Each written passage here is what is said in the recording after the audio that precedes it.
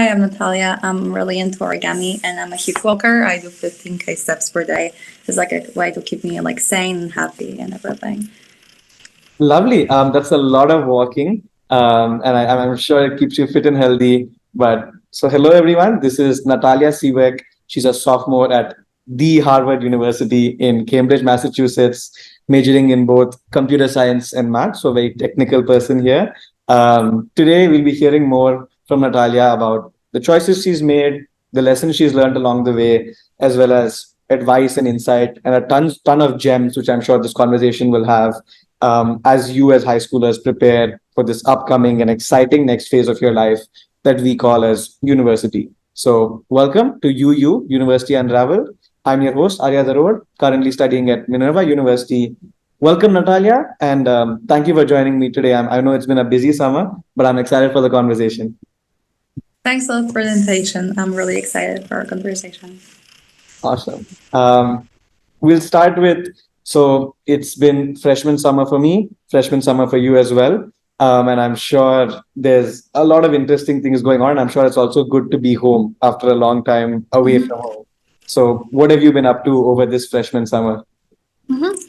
So I am currently interning in a bank. I'm working with AI and like the projects they are doing within like generative AI sector. So it's like really excited to have this like very like corporate life experience of like 9 to 5 work, going to the office, and all those things. But outside of that, I'm also like really happy to be back in Poland, like reconnect with my high school friends, reconnect with like lots of like people I missed Mm. when I was in the US.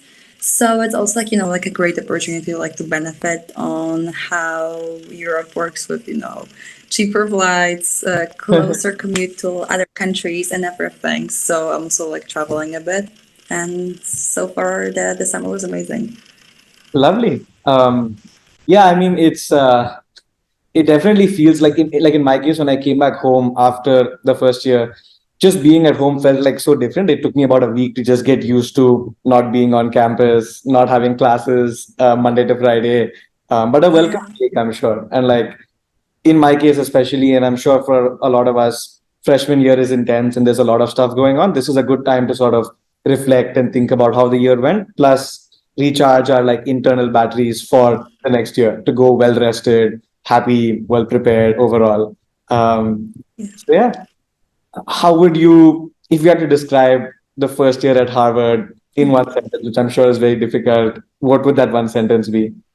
Okay, I would say it will have like a lot of adjectives, but I would say it was like definitely like a very challenging, eye-opening, interesting journey that in the same time was like it was like hard on many levels of like being homesick, being away, kind of adjusting to a different culture, adjusting to like this like very in the end of the day competitive environment and like very, like I feel like it's like part of kind of like moving from being like a high school student living at home to like a university student, like going into this like more independent kind of life when you have to like think about many things just on your own.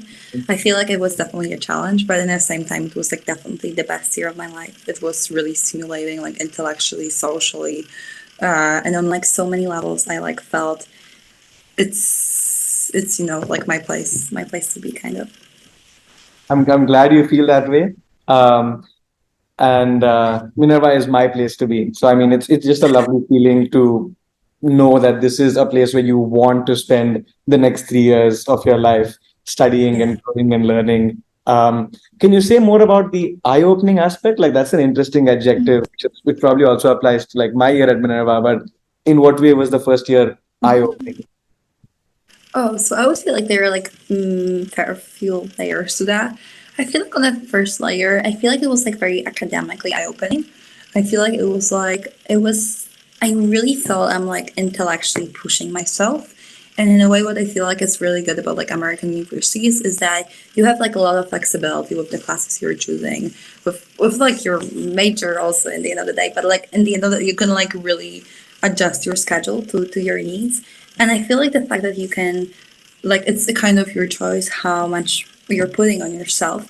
It's like you really, like a great place to challenge yourself with like things you never done before, things that kind of always wanted to do and you never did.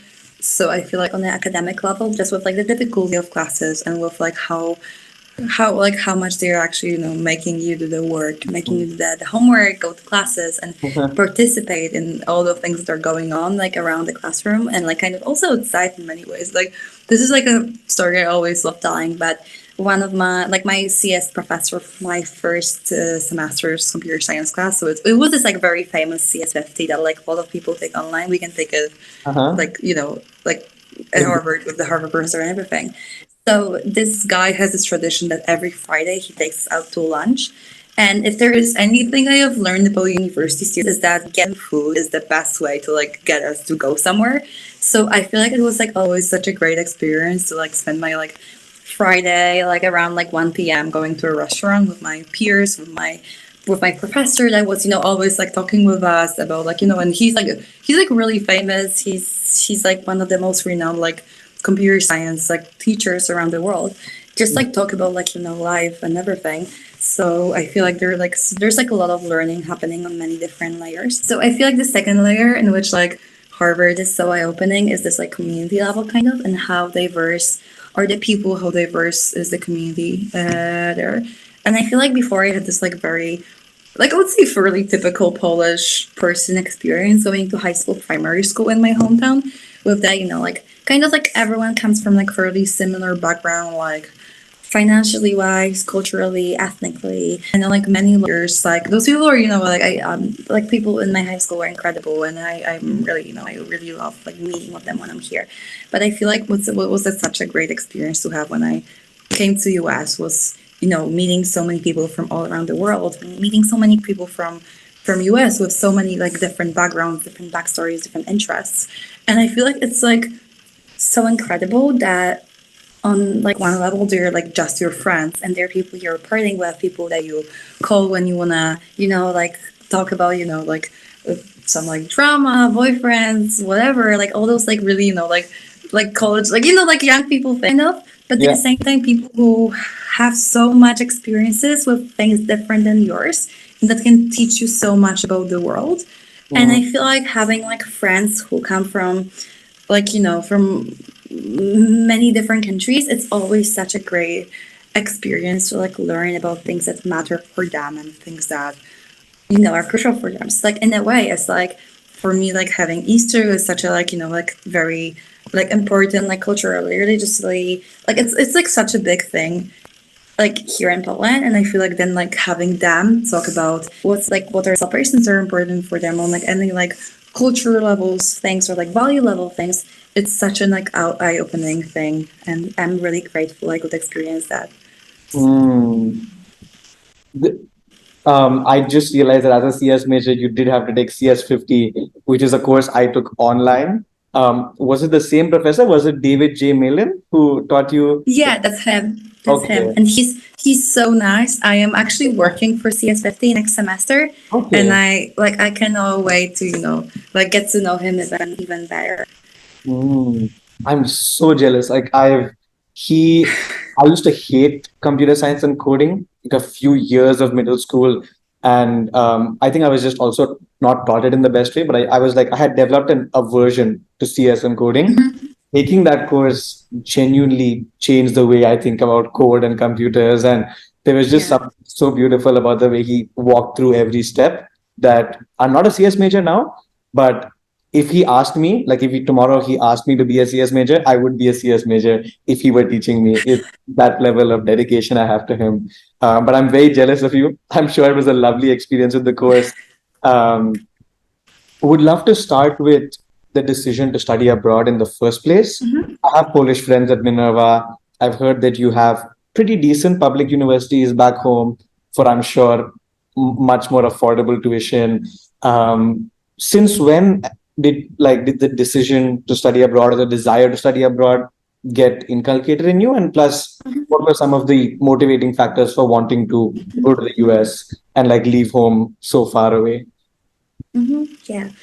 I feel like it was like kind of like always like kind of growing in me. I feel like growing up, like my parents were always encouraging me to kind of like like go beyond like what's around me at this current moment and kind of like reach higher on like like many different flavors and going to like national competitions and like all those things that are kind of like pushing you to improve yourself and to get better in different things. And I feel like I always it's so weird, but I always had this like really big fascination around the United States. I was this kind of a kid that like had a suitcase with like United States flag on it. I always dreamt of going to New York, and I was always kind of having this like vision of the American dream in my head. And I feel like like growing up, learning more about the world, you'll learn that many of those things are over exaggerated, or many of those things like not fully presenting how US works as a country. But I feel like I always kind of grew up seeing US as a place where you go if you want to fulfill your dreams, where you go where you kind of like wanna be at the best place possible to fulfill your potential. And then what happens that in the like second year of high school, I was a laureate of Olympia that like grants you a place at Polish universities. So I kind of like had this security that I, like can go study in I guess like most of the universities in Poland, and I don't have to worry about like my high school leaving exams, results, and all those things. So I feel like this kind of like really motivated me to kind of go beyond just classes, academics, and kind of go more in this direction of like working on my own projects, kind of getting involved in like different initiatives, and like kind of like developing like more layers than just learning things in school.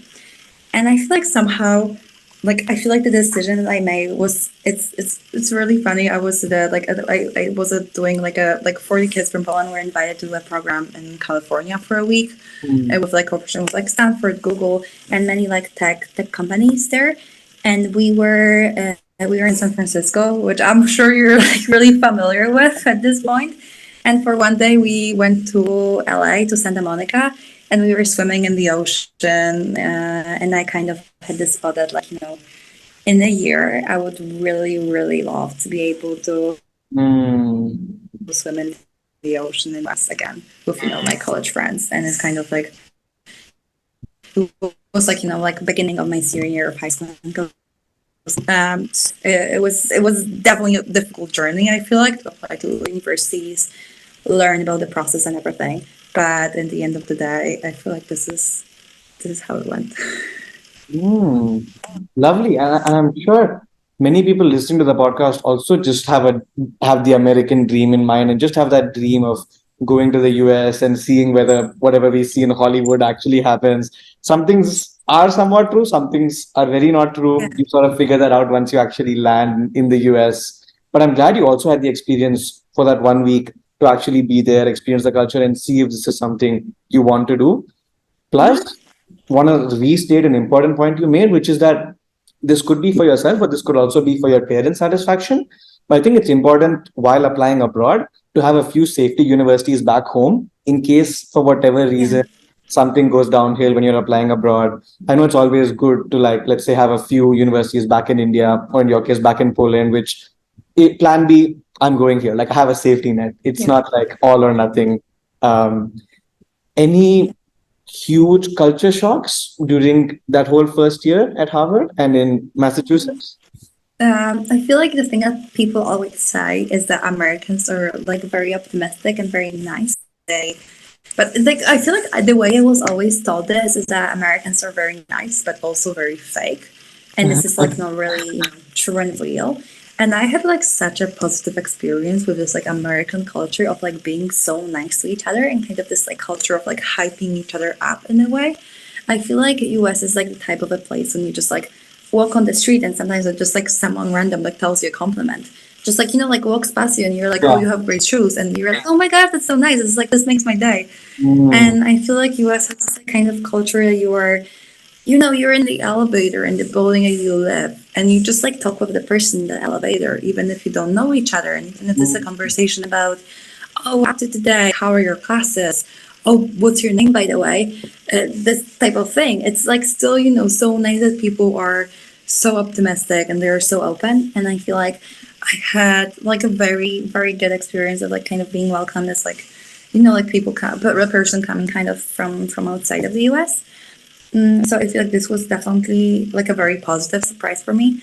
But on the level of like more like strange things they didn't expect at all, there is sometimes those like really weird differences in like very basic things like the size of the paper in the printer. Like I lived in the US for like half a year. One of my friends tried to print my essay and he's like, it took me 30 minutes to realize why I cannot print your essay from my laptop.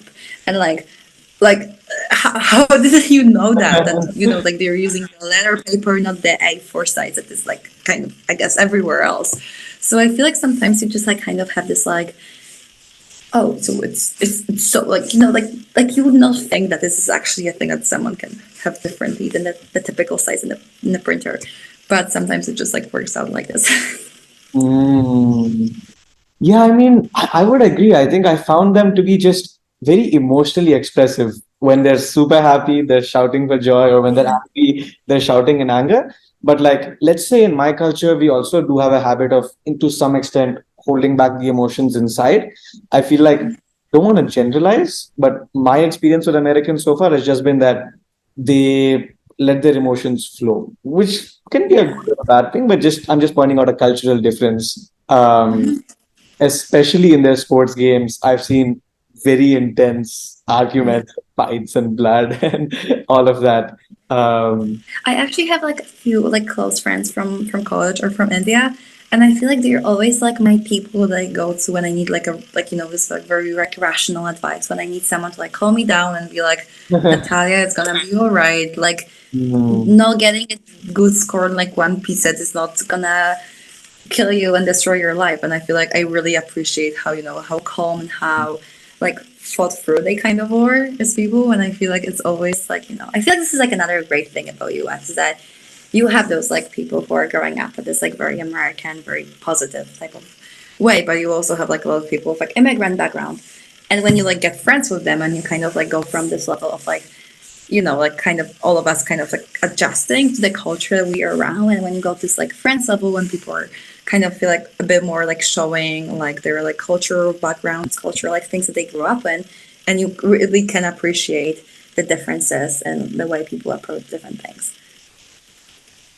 yeah, beautiful. I mean, on behalf of your Indian friends, compliment very well taken. But I think that's the beauty, right? Of I've realized that just culturally, people have just very different ways of approaching a problem, approaching a conversation, and there's stuff to learn from the Americans, but also from the Indians, the Chinese, in your case, the Europeans.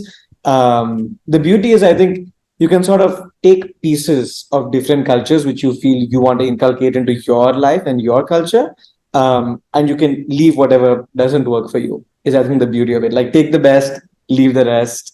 And I'm glad you're having that international multicultural experience. That's to me, that's like my number one reason for going to the US. Like I could have gotten a great education in UK, Canada, Europe. Number one thing on my mind was just diversity to a multicultural peer group and that sort of exposure. And I feel that's a ton of hidden learnings beyond the classroom. So they won't show up on your degree, but I think it changes the way you sort of interact with people in life. Yeah. Um, Math and computer science, very interesting combination. They go very well together. And I'm sure it's going to be also an intense 3 years ahead. But what got you interested in these two fields in the first place? Mm. So I would say that like I feel like like lots of people like that know me from high school would not expect me to study like end up studying this. Because like in high school it's like very just like debate projects, NGOs type of a kid, I feel like. But in the end of the day, when I was younger, I had like a lot of like math background. I was doing like a lot of like math competitions. I was in this like international powers team for international like math stuff. So I feel like I kind of like grew up having a lot of experience with like you know doing math problems, learning more, and kind of like you know like getting kind of like more material than that's just what was in school.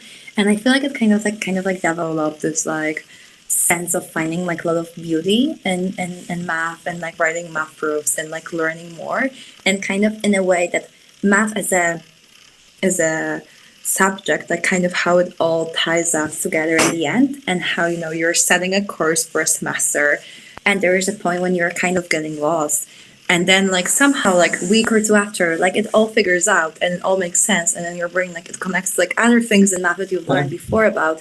And I feel like it's always such a beautiful feeling to have. And I feel like in a way there are like so many really interesting topics in math, and I'm like it sounds really stupid when I say it, but there's something really exciting about prime numbers. And when you think like how much prime numbers build other stuff, and how much like like you use them even to like make your like banking transfers secure and everything in the RSA.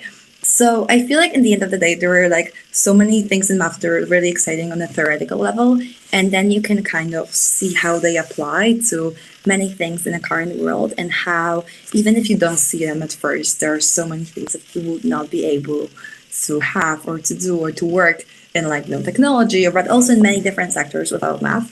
So I feel like this is like I feel like math is this part of the degree that like like I sit on my like Sunday morning and I write the proofs, and I'm like it makes me happy and it makes me excited. And I feel like the second part of my degree, so computer science, is a thing that kind of like came up from like one thing I feel like I just like really like problem solving, and I feel like it's like kind of the thing that like it's not only about coding, but it's also in like many different like areas of life and like things you're working on. I like to have like you have a problem, and then you kind of like think through about the steps you can take to like solve it. And in a way, for me, on a conceptual level, coding kind of works like that. So you want to achieve something, so you're kind of like dividing this problem into like smaller steps or like smaller segments, and then you think about the way you can like code it to make it work. And what is really great is that you can also come up with like better algorithms, think about the way you can always improve in that. So I feel like in a way it's always like a thing that's like really satisfying to me to like work on a project, or like just like like do like some like lead code like problems with coding. And I feel like it's always a thing that like just like really inspiring to me, and like really like I feel like it's like an area that you can really progress and you can really see how you're getting better. But I feel like on the second layer there are also like many things. I kind of like when I got into to a college in the US, I kind of had this thought that this is such a great place to be a part of this like technological changes that are going on there.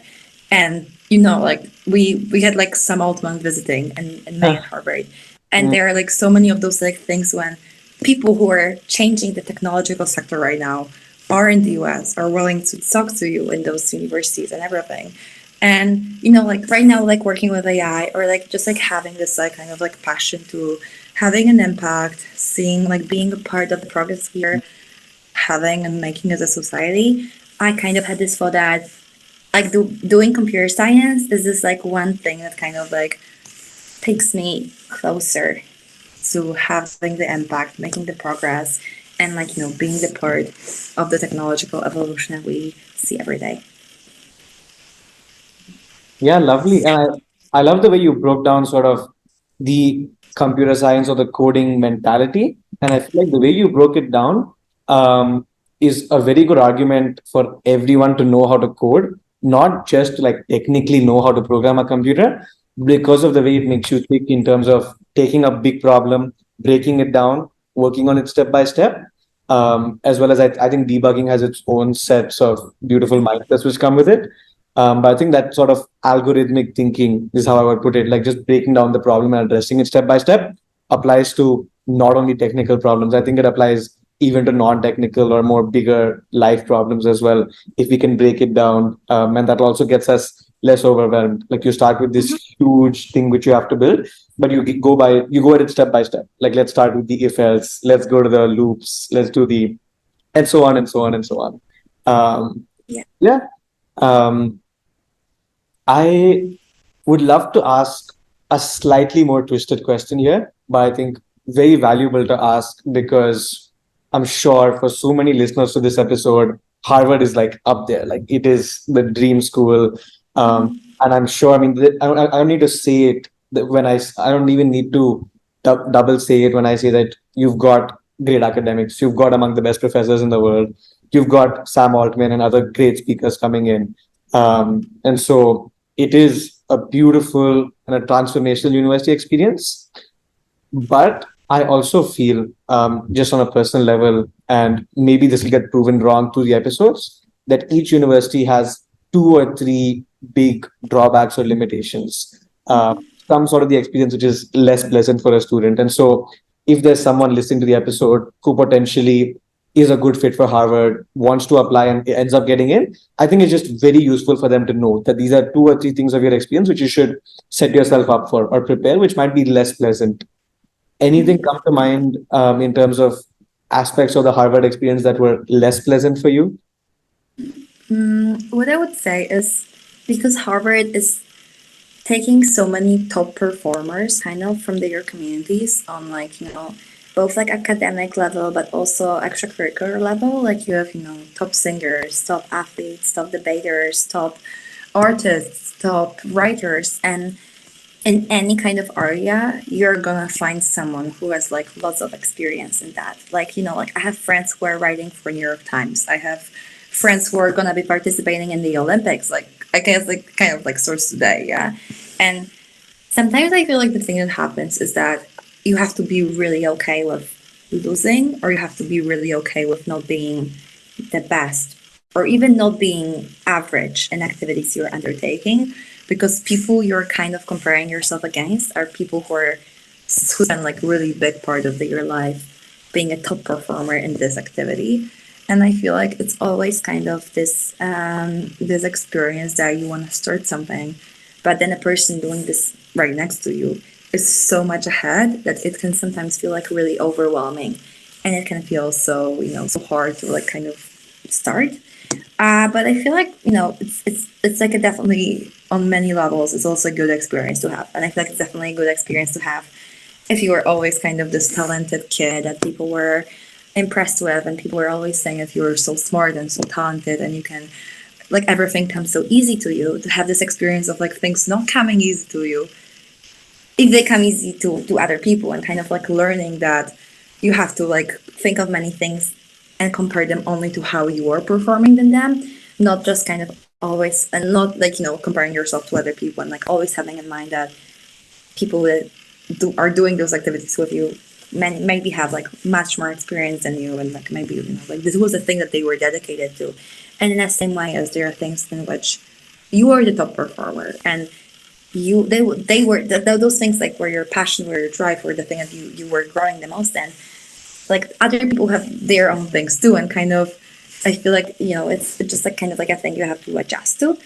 And yeah, and I feel like this is kind of like a drawback in a way. I feel like it can be easier to start and like kind of like start like new things and start like activities that you haven't done before in places where you are not combining so many really competitive talented people like all the time, kind of. Yeah, very interesting. Um, in a way, I think it also forces you to like focus on that specific niche area where you can stand out. Like maybe there's 10 things where you're good, but there are hundreds or thousands of students at Harvard who are better than you. But maybe there's like one or two things where you are among the top 1%, even at Harvard. And so maybe that forces you to like focus on that area and really highlight yourself there, which I think is an important skill to find that niche area where you're really good in. Plus, I had a beautiful conversation just a couple of days ago with someone who actually dropped out of college. And he told me a lot of us spend all of our life still college being a big fish in a small pond. And college is really the time to jump into the ocean. And so I could feel, I remembered that just as you were talking, because I feel like you did jump into that ocean by making the decision to first go to the US and then go to Harvard. But I think it really opens your eyes, right? Like that there's no cap on human potential. Like maybe you thought the Yeah. cap was here when you were like the best in your school, the best in your city, but you come to Harvard and the cap is like way up, like up Yeah. through the ceiling. It pushes you to be better, I think, if you can take it in the right way, in a more inspirational way versus a more like depressing way, which is also another part of imposter syndrome. Speaking of which, Yeah. do you want to say two lines about just any time where you felt imposter syndrome here at Oh Harvard? god. How you deal Yeah, how you like dealt with that? yeah, I feel like this is like such a like important like notion to talk about, and I feel like I feel like this is like a thing I'm like struggling with. It's like I don't think it's a thing I have like like clear answer to, but I feel like what was always kind of an issue for me like after I got in is that people meet me, and like after like some time you kind of like, oh, what you're doing with your life. Oh, I go to college in the US, where and I don't like doing this like thing when you say, "Oh, I go to college in the East Coast," and then they ask and you're, "Oh, I go to school in the Boston area," and you were like, "Oh, I go to Harvard," and this is like whole like thingy of like making it a bigger issue than it has to be. But Mm, like I feel like sometimes just like when people hear those like big names, they associate like like they kind of like this is like a main thing that they see in you, they remember about you and everything, which is like probably like kind of expected if you were like one of the first people they meet from like studying abroad, studying in the US, studying at the renowned schools. And I feel like there's always this thing of having the contrast how you think about yourself and how people think about you when they see you through the notion of the school you attend. mm, So I feel like it's like kind of like always having this like, am I fulfilling the expectations that are mm, kind of set on me because I have this educational background? So and I feel like especially like thinking about the low acceptance rates, thinking about in the end of the day that this is in many ways like a game of luck, and you have to be like you have to like definitely put in the work, but you also have to have this like lucky factor to get in. It sometimes can be overwhelming when you like compare yourself to all those things. So I wouldn't say I have a clear answer to how to deal with imposter syndrome, but I feel like a thing that was always really helpful for me were like my close friends and family, and in a way that like they knew you before mm, you had this like renowned university on your CV, and mm. they liked you before, they wanted you in your life. So I feel like it's just like kind of like always like really like good reminder to have that you are a great person outside of your academic background, but Mm. also in many ways that you deserve to be in the place that you're in because like you put in so much work, and it is in the end of the day your achievement. So I would say it's like a thing that you always like, it's like definitely a thing to like work on, talk through and everything. But I feel like it's like definitely an issue that a lot of people are struggling with Mm. in my experience. Yeah, very good. That was one of the most emotional segments of this episode so far. And so I just enjoyed listening and hearing about this. I'm sure this is a real problem when people Mm-hmm. speak to you and they only the name Harvard comes. Like they don't care about anything else about you as a person. It's just where you're going to school and what you're doing professionally, which I think must hurt to some extent. And in my case, maybe listeners can tell me better if I'm actually being able to achieve this. But my number one intention when I'm doing an episode with someone like you, who's going to a top five university globally, is if I can, beyond just a Harvard student, if I can if I can show you as just Natalia, like as a human, as a Mm-hmm. person who parties, who gets homesick, who has negative emotions, who is not clear about, like, I think maybe another common myth is that someone like you would be clear about what they're doing professionally for the next 20 Mm-hmm. years of their life. Like maybe that's not something you're super clear about. Yeah. Like for many high schoolers listening, maybe they see this big gap between them and you, and they don't think they could Mm-hmm. ever be at a level like you. But my intention with the podcast is to sort of also bring you to their level and bring them up to your level, and Mm-hmm. that sort of match where you're just a human like them who just did interesting things in high school, had good grades, got into a very good university, and is at that, like even at the university, not taking things for granted, but also working hard like any other university student from a name which Yeah. a high schooler hasn't even heard of. Um, Mm-hmm. Yeah. and- And that I feel like what I would definitely like would like to highlight here is that I have friends who are like, a whole range of like how renowned their universities are, from like, top schools in the US and UK. So like, like schools in Poland, they're like, good schools that are, like providing them with good education and everything, but like people abroad that aren't heard of. And what I would say is that all of those people have something really interesting in them, and in all those places you can find incredible friends, incredible like people you can work with, people that can inspire you to you know to do better. Like in a way, like I was just on a trip with like a few of my friends in Prague, and like some of them are in like Minerva, they're top universities, and like one of our friends there was like attends like a university in our hometown, and he's incredible engineer. Like he like has sold his idea for a product to a company for he's really, like doing something really inspiring without like helping people with diabetes. Mm. And I feel like it's always so important to have this perspective that, of course, like those renowned universities are providing you with lots of opportunities, lots of, connections, lots of like alumni network, all those things. But in the end of the day, it's firstly about how you are using opportunities you're provided with. And you Mm. can find those opportunities in many places. But the second thing is to not look at people from the perspective of the name of the university that is on their CV, and like Mm. not to like, just like when you're meeting someone, not to have this perspective of, oh, I should meet them because they go to Harvard or Oxford, but they don't go to this school, so I don't have to be like, friends with them. But I feel like it's always like, a person first, their interests, who they are, and everything, and their, things on their CV, the name of the school and everything. It's always like a thing that, it's not even the thing that came second. I feel like it's like a thing that, is like thing that is like very down the line. Mm. So it's like, so you're working on all this interesting stuff, you're building cool projects, you're a nice person, and you go to Harvard. Not like I go to Harvard. Yeah. This is why I'm building interesting projects and I'm a cool person. You should Yeah. talk to me. Yeah, I love that rephrase. And absolutely agree. Like I think I started out the podcast with a very wrong mindset of wanting to get only well-known universities on.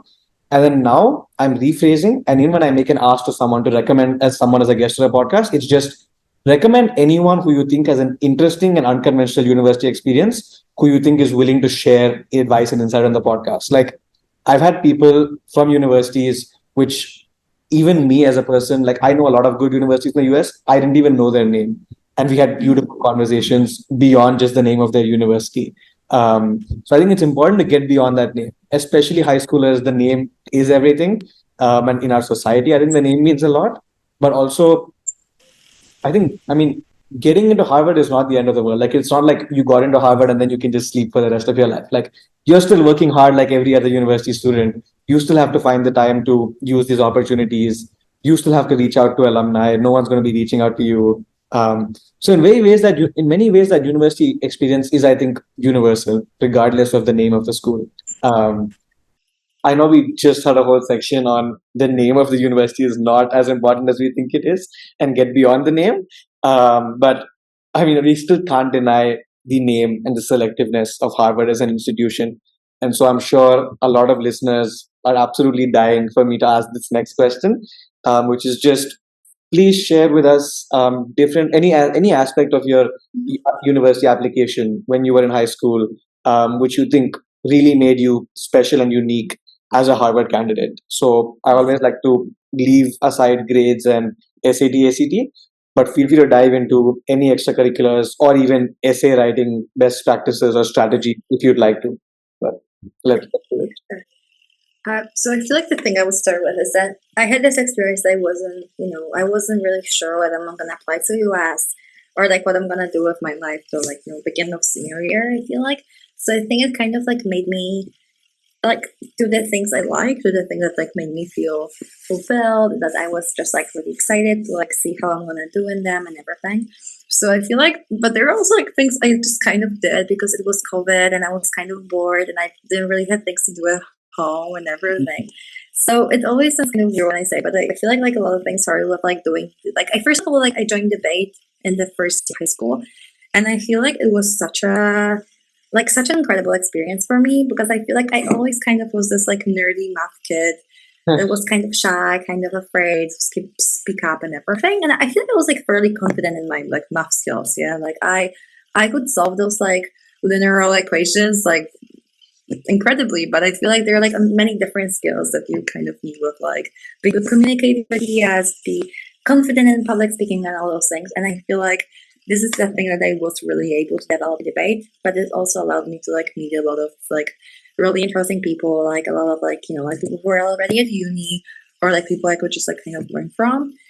And then during COVID, when I was like in Poland, we were quarantined. Like we didn't have like on like school like in the building from like March of my like first year of high school, with like some like breaks of like having like school like in the building.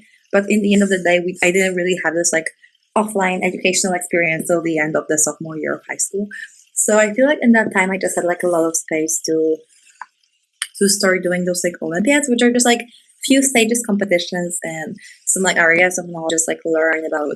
I did like a lot of like government related social issues and like social studies things. So I did like a few of the Olympiads. Like they then granted me a place at Polish universities, but I also like continued to debate. I was in the Polish national team for debate for World School Debating Championships for my sophomore and junior year of high school. So I feel like this was like definitely like a really big part of my schedule, like in a way, because I feel like it's like kind of like, I wouldn't say it's like fully like sport in this, athletic sense, but in terms of like having trainings, having sport debates and everything, I feel like it was like probably taking like 10 hours of my week. In sophomore and junior year of high school, so it was definitely like something that was a big part of my life. And like in a way, it was also like a thing kind of, it's like you're like skipping some of the family dinners because you have to be on the call. And I feel like it's kind of like a weird experience to have as like a 15-year-old, like in a way. I don't think it should work like that sometimes. But in the end of the day, I feel like it was like a thing that like learning, like taught me a lot about like being motivated, being disciplined, having like a goal that you're aiming for, working as a team, and kind of like managing different expectations among the people in the team. And then I also started getting involved in different projects. Funnily enough, a person that like helped me a lot with that is also at Minerva. So like I feel like I'm like a lot of my Polish friends are Minerva. So I really get along well with Minervians somehow. But I was invited to speak at the conference that he was organizing, and I just like spoke about like debating, growing within it, and everything. And then he helped me like start my first project, which was Poznań High School Moot Court, which is like a simulation of like court proceedings for high school students.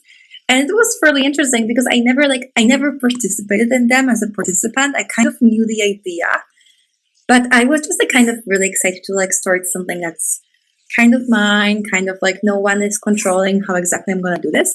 And also the thing was, because I never participated in it, there was like in some way I was fairly lost. That's like to be clear on that. But in the same way, I also had this thing that I could like really, there was like no box I was put in. Like it was not even like thinking outside of the box. There was just like no box. And you're just like, oh, are we thinking of doing this like dinner like before the event or not? Like there was like no like cultural standard or like some norm of organizing this type of thing that we were aware of. So I feel like it was just a really great experience to kind of start something on my own. And I feel like, like comparing this like many like further on projects that I did or I was involved in, it was the smallest one with the smallest budget, with the probably like smallest amount of participants and all those things.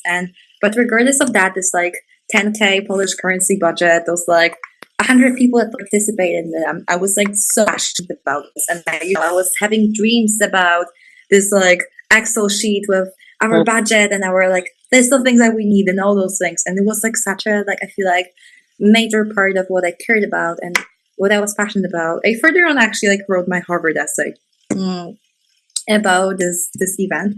And further on I got involved in like a few other things. I was a TEDx speaker in my sophomore year of high school. So then I organized a TEDx event in my high school and during my junior year. And then fun fact is that during my senior year, the day I got in, I was also like hosting it. Like I was like a host for a TEDx event organized in my school. So like 1 a.m. I found out I got into my dream university. So I didn't sleep at all after that, and I was all excited, all in these emotions with the, like many questions, many what I'm doing with my life and everything. And then like 5 p.m. I just have to like host an event, be like this like nice smiling person on the stage, inviting people and everything. I was also doing MUN. I was the Secretary General of Poznań United Nations. And I was working for a Converse Foundation, which is, again, a foundation started by Minervians, but we are helping Polish high school students develop their like business related skills, work as a team, create some ideas, can be further on, like they can further on work as a startup. So I feel like it was just like a great experience to have this more like businessy type of thing that I was involved in. And outside of that, I had some like small like research experiences that I did within one foundation in Poland that was kind of like connecting top high school students with some like university based like either like classes, professors, or some just experiences to like just like be able to like dive deeply into one topic, research it, like present it as a paper, present it as a some sort of a presentation.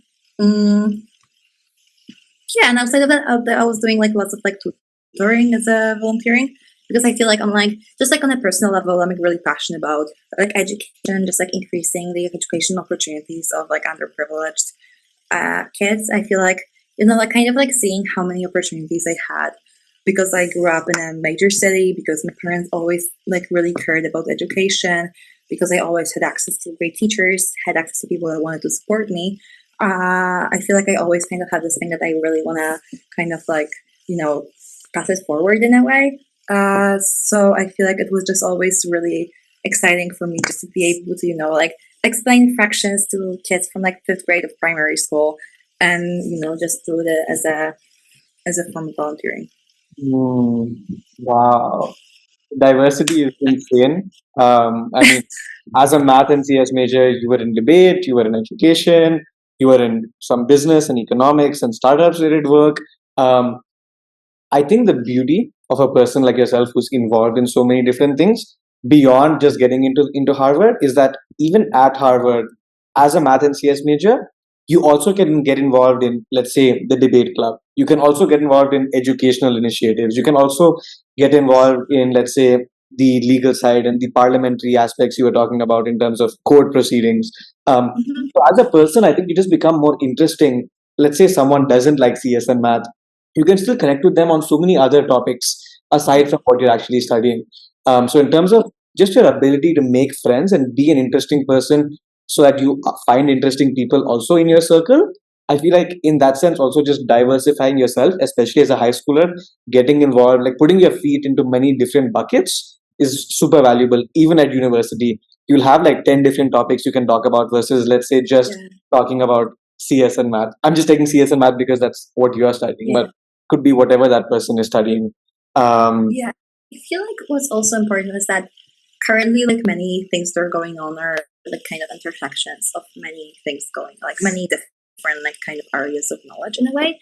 Like for example, like one of the things I'm really passionate about like the work I'm doing in uni is like a startup like VC club in which we are kind of connecting startup founders from the area, from the university, with venture capital groups from Boston. We are kind of like the middleman in a way. And I feel like it's kind of like because I'm like kind of like doing mostly like technological or like medicine technology type of startups, and that's kind of like my area of interest within that. I feel like it's always really good to, on one way, just like, kind of have to be able to understand the technical background behind this. Like, you don't have to understand like fully how they, like you will never like see like their lines of code or anything like that, but you kind of have to be able to understand the technical background behind their work. Mm. But at the same time, you kind of have to have this more like businessy perspective on analyzing what can make companies successful, whether they will be able to scale, whether they will be able to monetize, to find clients and all those things. So I feel like it's just like kind of having this diverse backgrounds, and then going to US, which like allows you to do things that you like I don't have like really strong computer science background from high school or anything like that, but like thanks to going to college in the US, I can still pursue that. So I feel like it just like kind of like sets you in a good place in terms of like being able to academically grow in the areas that you want to, in the end of the day, work in, but in the same time having this like background knowledge on many things around in a way. And I feel like this is like one like my other like kind of take on like college, like choosing majors and everything, is that I kind of like think of like college like major as the thing that you want to learn more, but you need support in learning about this. So I think I need support to learn computer science. I need the class, I need teaching assistants, I need a professor, I need this like structured form of a course and everything. But there are many things that you can, learn kind of like on your own. Like in a way, I just like, I can just like open New York Times and like read about like politics and economics and finance and just like learn about those things kind of more independently in a way. And I feel like when you're choosing like a university major, it's a like you should think about your interests, you should think about your like future prospects, but you should also kind of think about like it's like your university major doesn't have to be the only thing you're passionate about, but I feel like this should be the thing. University can really effectively help you to learn, and you can actually like take the advantage of all the things that are offered within the university structure. So you're basically saying whatever you can't learn in the classroom itself because of like you are restricted in terms of the number of subjects you can do in the classroom, use other opportunities like whatever clubs, networking, internships, personal reading, personal learning, courses and books to learn about completely unrelated subjects because it makes you a more holistic person. Do you think I captured that correctly? Okay. Okay. Yeah, I would say that. And I feel like what makes life beautiful is that there's so many things around us that, we can learn more about, we can understand better and everything. And I have this like fairly like technical educational background. I have this, fancy political, let's say, interest I had in high school. But still, like in my free time, I go to the theater. I really like art galleries, and there are like many things that I can appreciate and like learn more about without having this like strong university background. And like obviously, if I was studying like art history, I would probably be better in understanding art. But I feel like still, like your university major, your name on the university, like degree and everything is like like one thing, but also like there are many other places that you can learn. And I feel like right now there's like a lot of like discussion kind of around this. There's like a lot of discussion over, do you need a college degree? Should you go to university? Whether it gives you something and everything. And now my answer is always yes, if you can, like money wise, time wise, like your life wise. Yeah, I still would say it's probably a good idea to go to college. But it's important to kind of think of the way in which you can like use this experience in the best way, and not only like not expect college to solve all the things in your life for you, kind of, and just like always seek those experiences outside of the classroom to learn more, grow more, and everything. Yeah, lovely. Um, do you we can also feel free to move on if you don't want to say much about this, but do you want to touch upon essay writing best practices or strategies? Do you have anything to say Yeah, about that? yeah, sure. So I feel like this was definitely challenging for me because I feel like I never I feel like I'm a like fairly strong like analytical writer in a way. I am I'm really happy to like give you arguments to like support or oppose any like I really like arguing for both things. Like I would be so much happier to like write my college essays about 5 reasons why you I don't know like legalize marijuana or you should delegalize marijuana. Like I would be like so much happier writing essays like that than to write essays that are like tell us about the challenge that you overcame or what was the significant conversation that you had that shaped your perspective or any of those type of things that are the topics of college essays.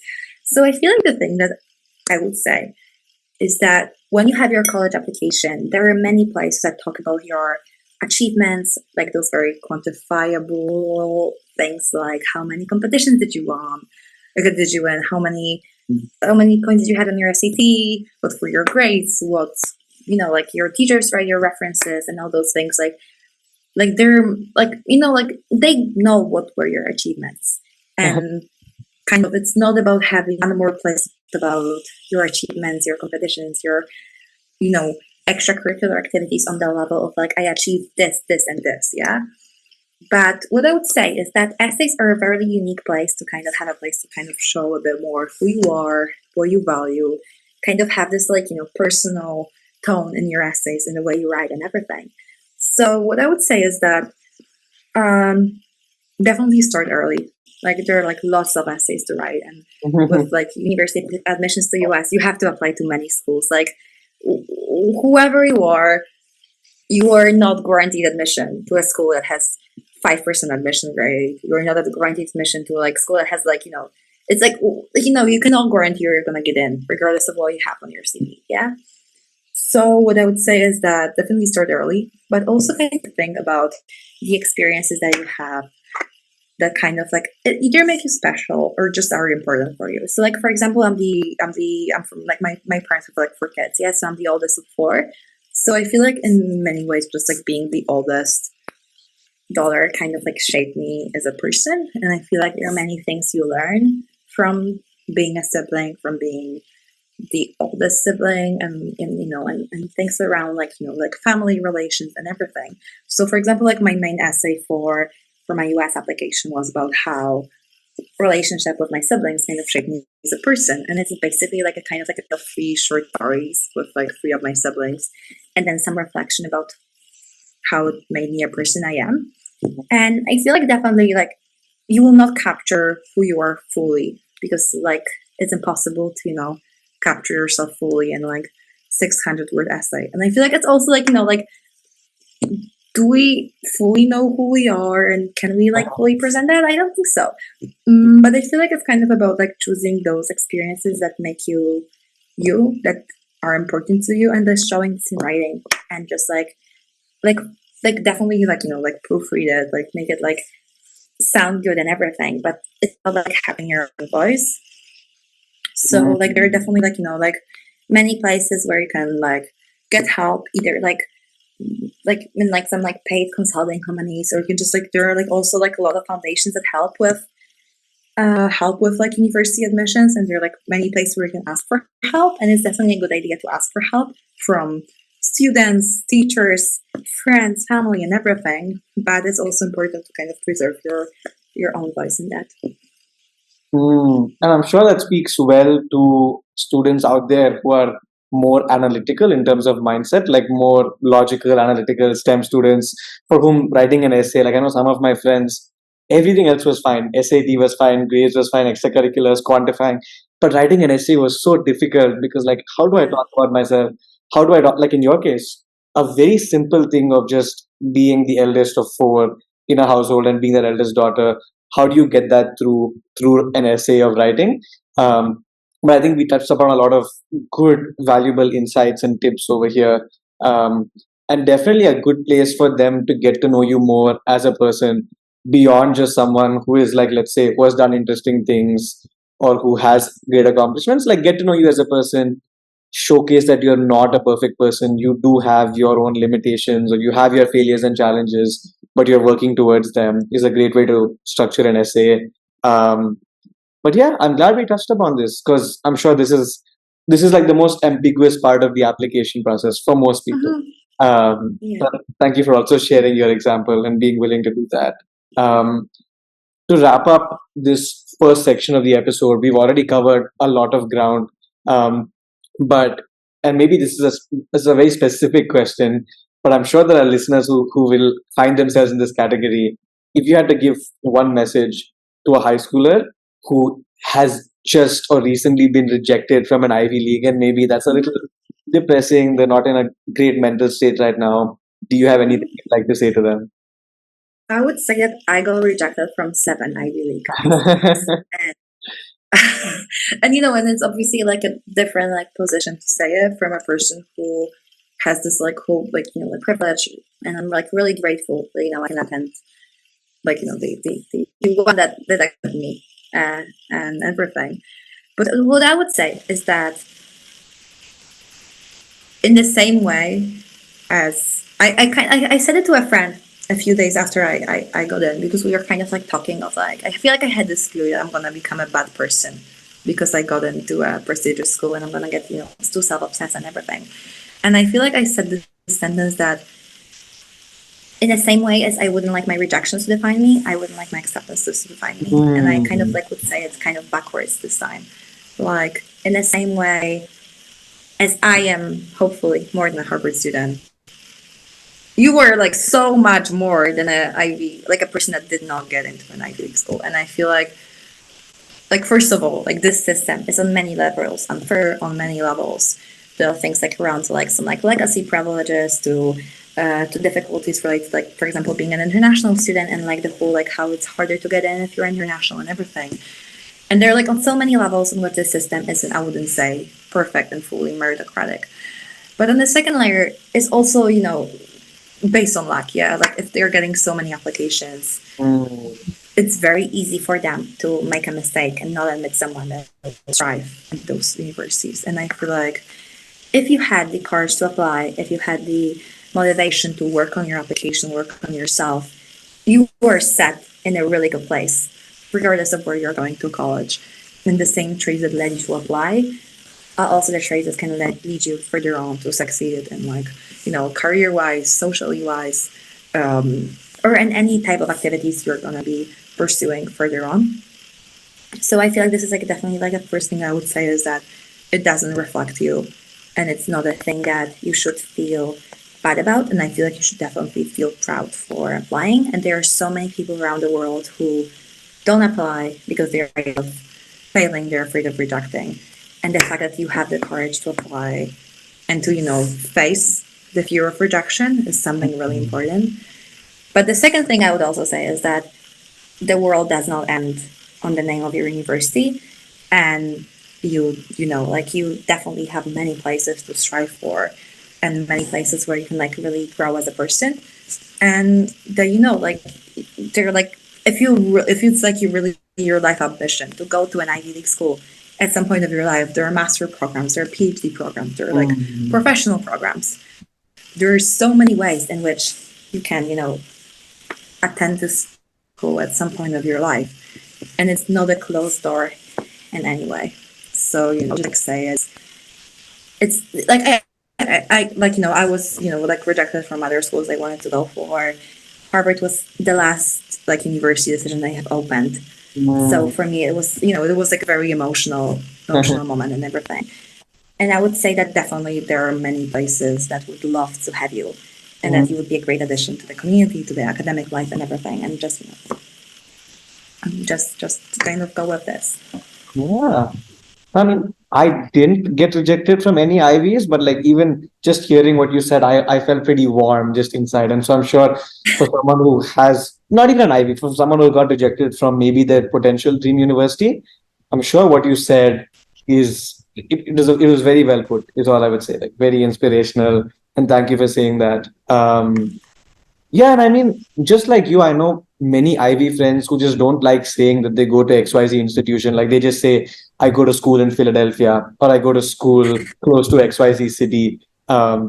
Because they don't like to be defined by just the university they got into or the university they got rejected from. They want to be treated as just a person, like treat them normally, whether they got into a Harvard or whether they got rejected from a Harvard. And so, yeah. I also, maybe one more thing I'll say about this is that the fact that you got into Harvard and got rejected from the other seven, I think also highlights the some level of randomness in the whole process. Like you should have gotten into maybe one other or two others, but all the other seven rejected you and Harvard let you in. And so there definitely is, as you said, some randomness and I'm sure some level of luck factor to it. So it's not just you as a person or your failings or your faults. There's a lot dependent on just the admissions officer and very random factors that also come into. You can dive deeper in terms of psychological biases when evaluating an application. But yeah, well, beautiful. This was a great. That was a great way to wrap up this first section of the episode. We've already covered a lot of ground. I want to fast forward a little and do a deeper dive into some specific aspects of your first year experience at Harvard, just as a university student, and what was surprising, what wasn't, new things you had to adjust to. But maybe I'll start off by asking just a question to get us started, which is what was the most surprising or shocking thing about just being a university student in the US generally? Okay, I would say that I feel like the part that was the most surprising in a way is that I kind of, in the same way, wasn't aware of how flexible and how much choice we have, but in the same time wasn't aware how much support we are given in making those choices, kind of. Because like the educational in Poland works in a way that if you're like applying for a specific degree, you're getting into a program, and then basically like most of their degree and definitely your first 2 years of your degree are kind of set. Like in a way, like everyone is taking the same classes, you're kind of like going in a specific schedule, and like obviously you have to make choices about what you prioritize and all those things, but from the perspective of like designing your degree, it's mostly set by a university, where in our case you can choose everything basically. If you want to start from the hardest computer science class, And if you're gonna somehow, like, let's say, encourage the professor to like let you in into the class and like tell him that you know the prerequisites, like no one can, like, no one is gonna stop you in the end of the day. If you want to do it, you can do it. Like, enjoy the ride, I would say. But I feel like, from the perspective of like, you can choose the order, you can choose like your electives, or you can choose like also electives within your major and everything. There's like a lot of freedom. So I feel like in a way, in the beginning, it was kind of overwhelming. I remember the first time when I logged into my university portal, and I was so lost. I was like, I have no idea what I'm meant to do. And we also have this thing that there's like a university like portal, but you also have this like university key to log in into different things with your like university email.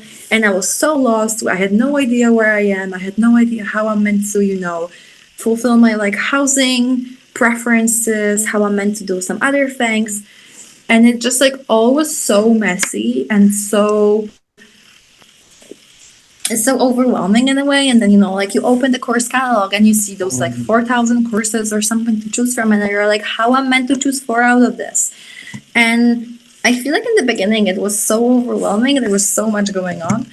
But I feel like at the same time, what was really nice is how much support you were given from the university in a way that even if you don't have this like kind of like this like courage to like reach out to people you don't know or anything like that, kind of university is gonna make sure you have some people that are gonna support you. Like you have your like academic advisor who's like a faculty. You have your like peer advising fellow who's like a older student who's kind of helping you manage the classes. You have your proctor, so a person who lives on your floor and is like a graduate student usually kind of helps you if you need some help with like more like managing your life, managing your expectations, your future and everything. And I would say there are like so many places to where like people, it's not even you have to ask for help sometimes. Like there are people who are gonna reach out to you and be like, hi, let's go out for a walk for an hour and like talk about how is your life going, how I can help you and everything. And I would say it was like really nice to, in the same time, have this overwhelming in a way amount of options, but also have people who are gonna talk with you and help you out to find exactly the places where you want to be. And in fact, previous episodes, students, I love asking this question of what to on previous episodes as to what is the most underrated resource at your university, which like very few people know about, but a lot of people probably should be taking advantage of. And I feel that there are so many different support systems you have at university, but you have to have the courage to also ask and do a bit of research yourself because you could go the entire journey of Harvard and not know that you had this brilliant support system, which was there for you and ready to help you out if you don't make the ask first, like if you don't research and inquire and make that ask. But I want to also throw the same question at you. What is the most underrated resource on Harvard which supports students really well, which you feel like most students aren't even aware of? Okay, I would say that for me it's the international office.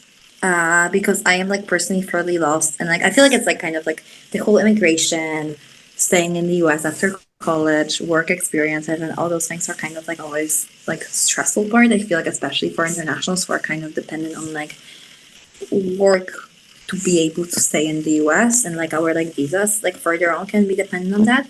So I feel like having the international office when at the same time is like able to help you out with like visas or like I-20s, like some like other documents, when to get stuff signed, what do you need when you're leaving the country, coming back and everything. All those things are really helpful and like in one way just like making sure your visa is not going to be taken away from you, I guess, on like one level, but also like further on kind of like having this like place to look for advice on like all the rules around immigration.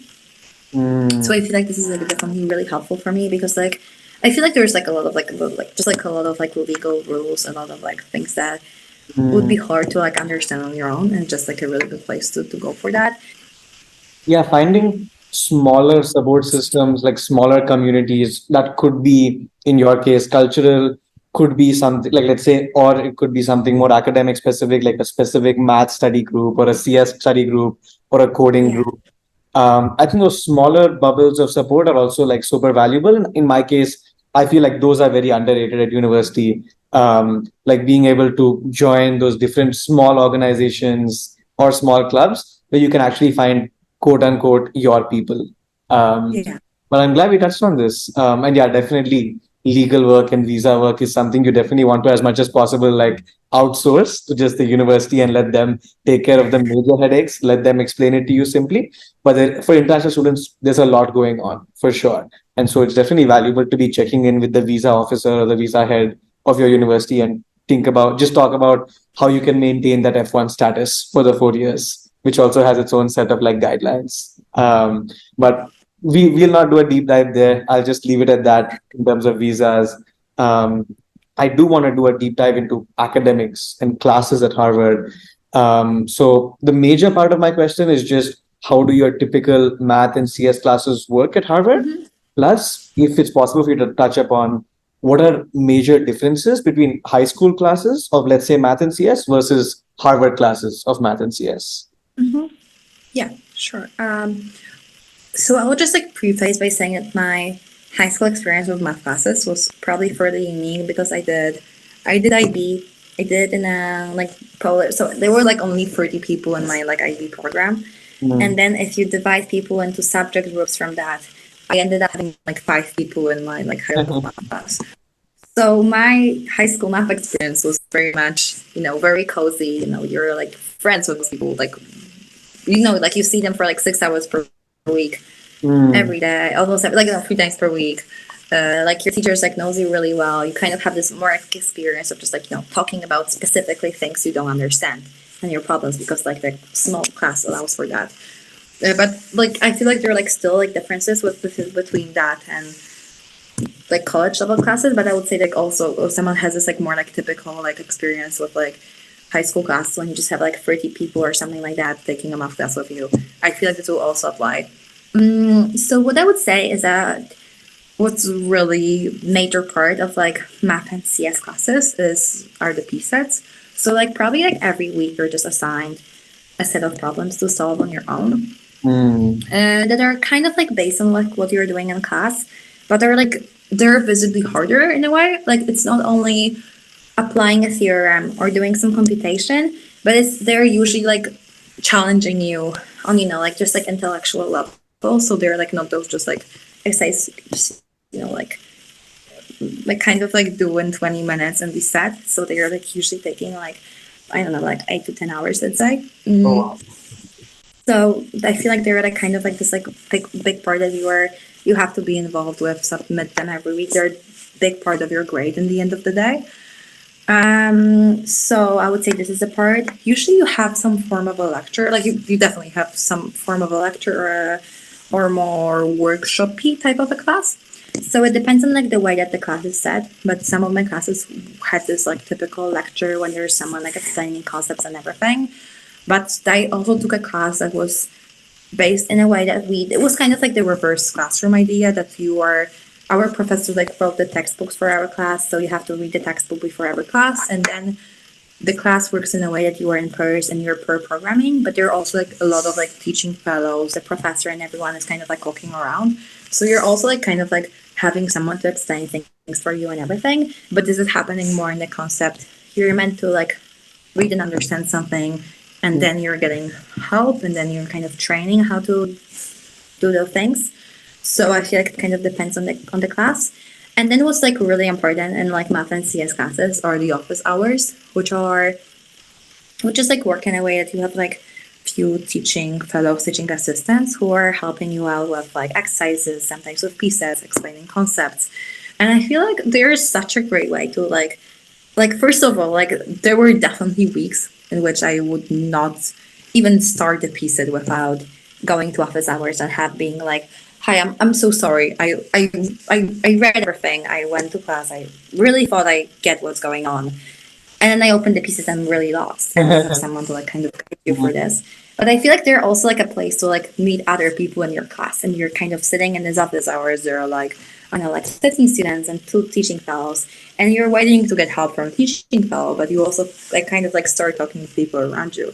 So like for example, like I kind of like formed this group of like 8 or 10 girls from my CS class from last semester.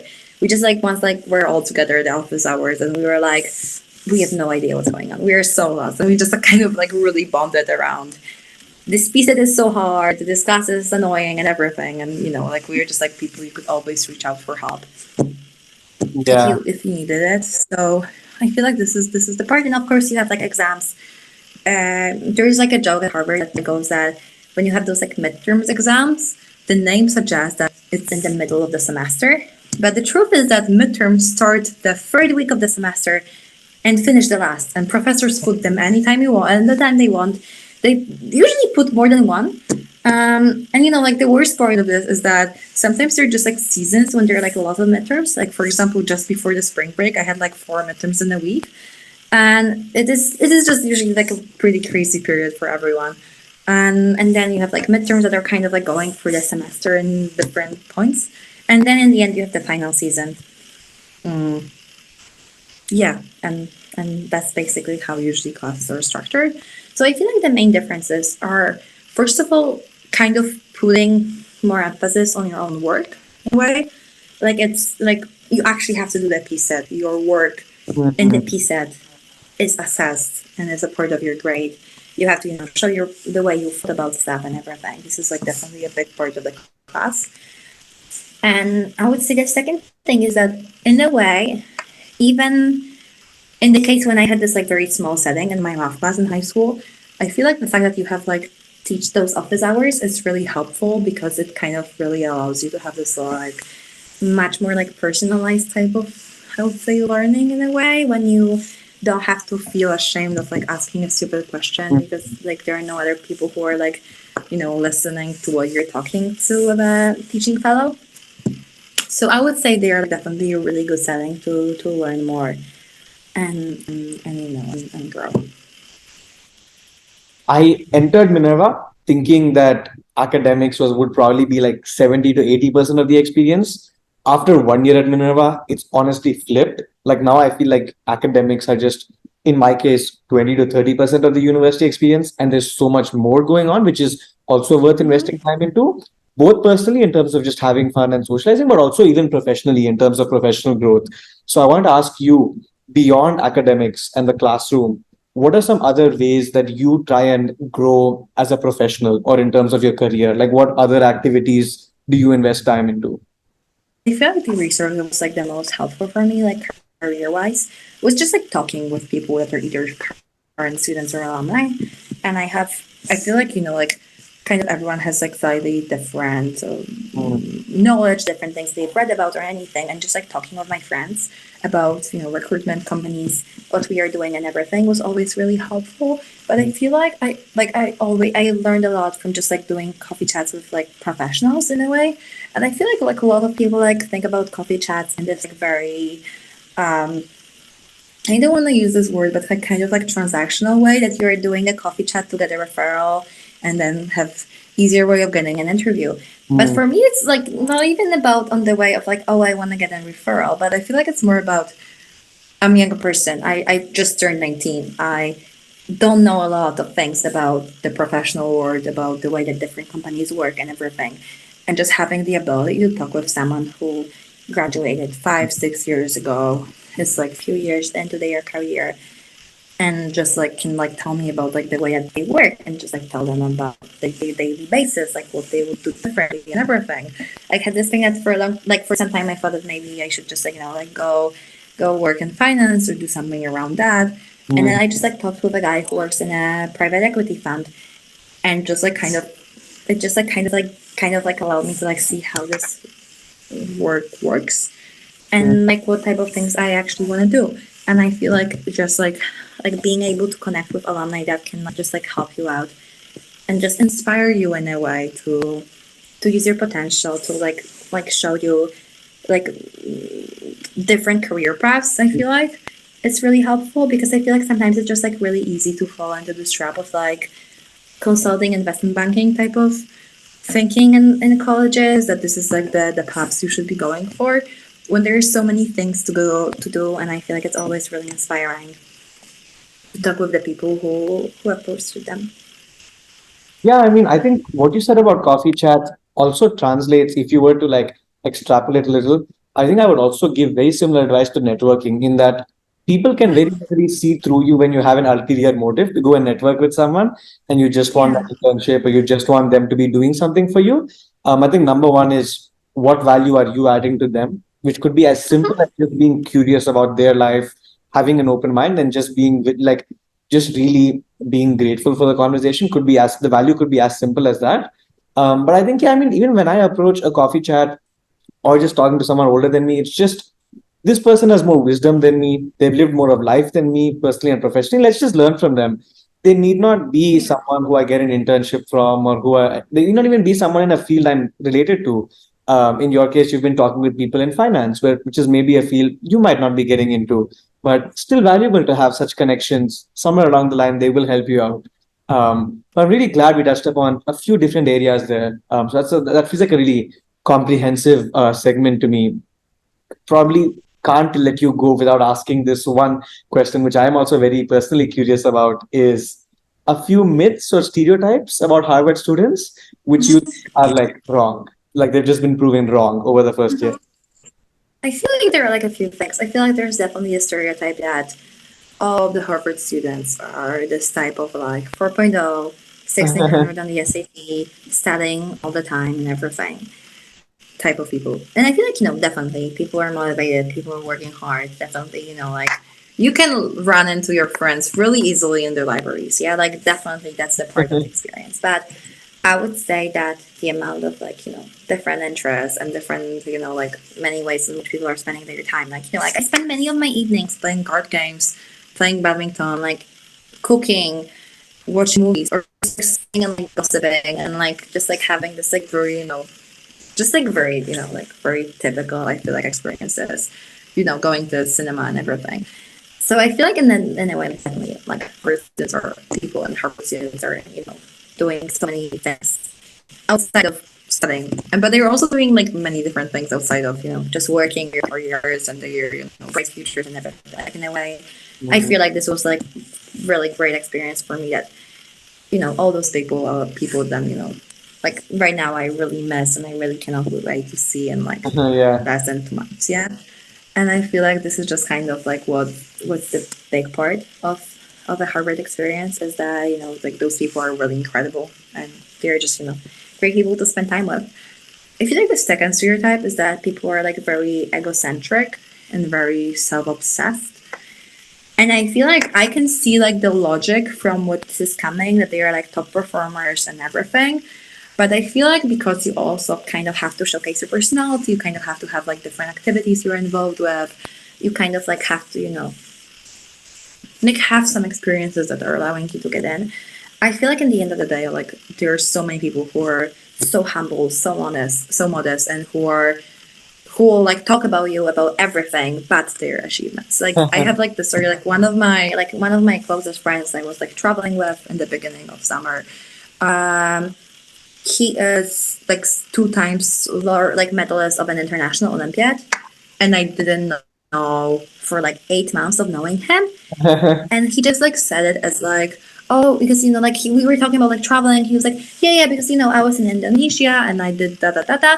And I'm like, oh, well, like, how did it happen? Like, why we're in Indonesia and everything? And he's like, oh yeah, like there was this like international Olympiad they were like happening last summer, and I'm like, I know you for like I spent so many hours with you, and like I wouldn't, like I knew he's insanely smart, hardworking, and everything. He's a great guy, but I never knew. And you're just like finding out those things about people in like very surprising moments. Because what I feel like is the beauty of this place is that I feel like in a way, like going to a renowned school like gives you this confidence that you have this name that kind of like, like puts you in this like position that people assume you're smart, talented, and everything. And because we are all put together, like people don't always have this need to like show that they're more special, more incredible, and they did incredible things in high school because kind of everyone assumes that we did great things in high school, but now we are in college and we are continuing to build our lives, develop, and everything. So, like, I would say that like my perception of like my peers, my colleagues, my like people I'm studying, living, and everything with, is that they're like, people with great achievement, but they're also very humble. Yeah, beautiful. I think also being in an environment with so many high performers also in some sense humbles you. Like you realize that you are not that, as I said, I would love to stick with the analogy, that you're not the big fish in a small pond. You are also just a part of the big ocean out there. So, and Yeah. I can absolutely relate with many of my Minervan friends. Couple months in is when I realized that they had won this competition or written and published this book, or had been national level in this sport. Beautiful. We've touched on a lot of different important topics throughout this conversation. I would like to start bringing this conversation to a wrap. But just to give listeners of an idea of where you're headed professionally over the next few years, do you have any Mhm. idea what kind of work you'd like to do after graduation? Yeah, I'm like thinking about like few things. So I feel like on like one level, like there are like a lot of like technical things I'm interested in on like the, software engineering level, data science,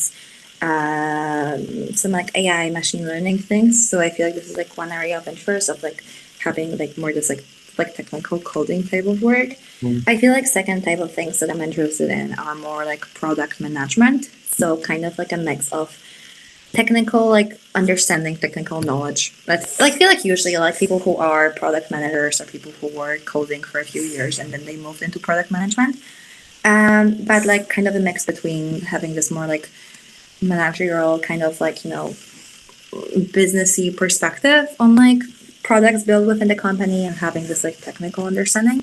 And I feel like the first thing I'm kind of thinking about is starting something on my own. I feel like I was kind of always this person that I always liked having some sort of like ownership over things I'm working on, feeling I have an impact. And I feel like on this level, like working on like startup company or something around that would be kind of fulfilling this. So I feel like, I'm like fairly open to exploring different paths within this like technological sector and just like kind of thinking how it's going to work out.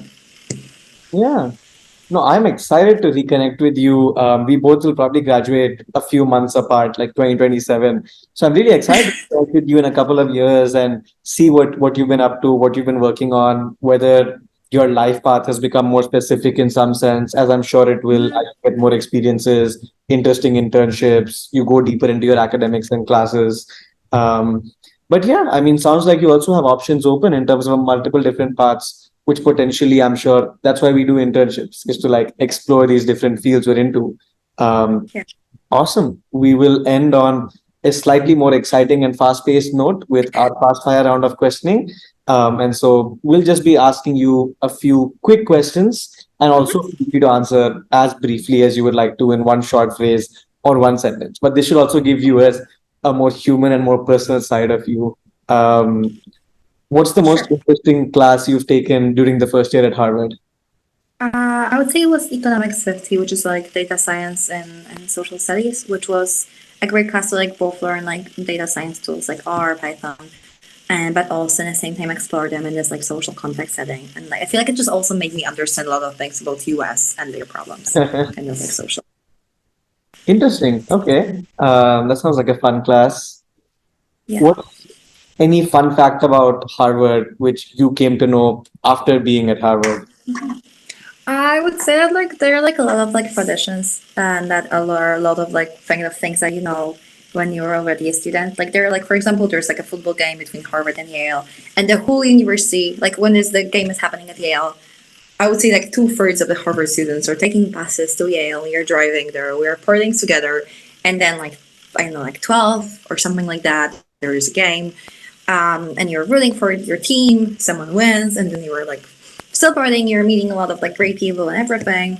I, for example, don't understand American football, so I was just like screaming the same thing as people around me. But it was Yeah. either way, it was incredibly fun. Lovely. Yeah, college is all about these more fun memories which you create with the people you love. Yeah. Um, we touched on CS50, which I'm sure even many listeners of this episode might be aware of. Apart from CS50, any other one online CS course recommendation you have to a high schooler who's interested in CS? Mm-hmm. There is a really good machine learning course from Stanford. I feel like it's also available on edX or Coursera, something like that. And I feel like like as a I'm just like kind of interested in machine learning, and I feel like I would definitely recommend checking that out. But there are also like a lot of I feel like I'm like a very like a book type of person. Like I like reading PDFs and like learning from that. There's a really good book that's like Deep Machine, something like that. It's really good and it's also available online. Yeah, I mean, I'll definitely put the full book description in the Oh, episode description under YouTube. So for yeah, I will listeners who send are you that. perfect, perfect. Any wise quote or wise saying which has stuck with you over many years, which you want to say to listeners right now? I would say go for the moon. Even if you fail, you're gonna end up within the stars. That's a great one. Your favorite Harvard prof? Um, maybe David Malin is incredibly nice, and I adore this man. But I feel like my favorite professor was my German professor because I feel like she was so like it's a small class, and I feel like she was always trying to be close to us, and I feel like she was always like getting us involved in the things that she was like doing like academically or within university. But she was always like really welcoming to like understanding that you're struggling with something and everything. And also like she's like origin from Austria, so she also has this like kind of like immigrant background. So I Mm, feel like I was always kind of like she was a person who was kind of like able to connect on that. lovely. And we'll end this fast fire round by asking you've we've touched. I haven't been able to do too much justice on this episode to your more nerdy math and computer science side, just because we weren't able to dive deep. But if you had to share one topic from computer science and one topic from math, which really fascinates you that you want to research a lot more into, what would those topics be? Um, I would say that I'm actually really excited for my math class next semester. It's going to be number theory because the first topic we're covering is like prime numbers and like factorization, and I'm really excited about like kind of diving deep on like what is the current state of like work within that and what are the current things like math is doing within this because I feel like it's like a topic I always loved growing up, and I feel like it would be really good to kind of like reconnect with this, but see this at like much higher level. So I feel like this is like this is definitely a math thing that I really love. But also like topics within like probability and like kind of like distributions and everything, and it's really cool. I really like that. Okay. In terms of computer science, I would say I got much more interested in like machine learning and like predictive models and like things that you can build from that. And I would say like all the things around AI, Gen AI, and all the things in which this sector is kind of growing. And I feel like in a way, those things have like this like kind of in the baseline, they have this like really strong like math background behind them. So I feel like this is also like a thing that like makes me interested in those. Yeah, I think it was even someone was very technical told this to me that very strong math background, especially in terms of I think it was linear algebra and calculus, Yeah, really yeah, help you succeed in machine learning. Like, you won't be able to understand ML on a fundamental first principles level until you yeah, understand the math behind it. yeah. Because like I feel like what's pretty big is that you're kind of like presenting many things as vectors, and then you're using vectors like for example like the thing I'm like kind of building right now is like you're translating sentences into vectors and you're finding similarities between them, and by this you're able to kind of like get what the thing that the user said is similar to most of the things on your in your database. The thing is that how it works is that you're transforming all those sentences into vectors, and then you're just like calculating the cosine like this way of calculating like the distance using cosines, which is like like really fun in the end of the day. I can see the passion coming through, for sure, in just the way you're smiling when answering. Um, Lastly, if you had to wrap up this episode and leave one final message to listeners who are maybe just a couple of years younger than you in high school, getting ready for university, and then going to be thrown into life at large, any one last message which you would like to leave listeners with? I would say like think broadly about your interests and things, and be interested in that many different things, and be also really open to trying new things and many parts of your life. Like your life isn't set when you're in high school. Your life isn't set when you were like graduating, like finishing the first year of college. Your life also isn't set when you're a few years into your career. And there are many people who like dramatically change their lives when they're like 50, 60, and everything. So I would say definitely be very open to trying new things and not be afraid of struggling in the beginning. But the second thing I would say is it's all about the people. It's like a lot of like things I'm learning. I'm learning from my peers that I have met in college, I met in high school, and just be very like open to learning from people around you and like having this at the same time this modesty, be humble, but also be open to sharing things that you are excited about with, and like build the relationships with people that you trust, that you're friends with, and everything. But it also are kind of enriching your life in a way. Lifelong friends, for sure. Yes. Brilliant. Well, unfortunately, having to bring this conversation to a close, I could probably pick your brain on 100 different other areas about Harvard life. But unfortunately, maybe that's where we can do some future episodes as well. But bringing this conversation to a close, if a listener wants to connect with you or has follow-up questions, what is a good way to reach you? Um, I have like most of the social media probably. So Instagram, Instagram is probably the easiest. LinkedIn, Facebook, yeah, probably that. I feel like if you ask me like I get like many people like reaching out for me about colleges, and I try to be very responsive. But if you reach out with me with a specific question, you're probably fairly you can be fairly confident I'm gonna get back to you. Awesome. Yeah, I mean, thank you for giving back to the community. And I'll definitely leave all of that in the description of this video as well. So you can definitely send that to me over. But yeah, I loved the conversation. I learned a lot. Thank you for your wise words on University Unraveled, and my pleasure to host you on the podcast, Natalia. Thanks a lot. It was a pleasure. All right, that was the episode. To all the young listeners out there, I hope you enjoyed. I hope you learned something new, and I hope you feel more energized, inspired, and curious for the exciting university journey that lies ahead. Stay tuned. Many more wonderful episodes to be released on Uni Unveiled across a diversity of majors, countries, institutions, and speaker profiles. If you enjoyed this episode, please be sure to like, share, and subscribe to our YouTube channel, Uni Unveiled.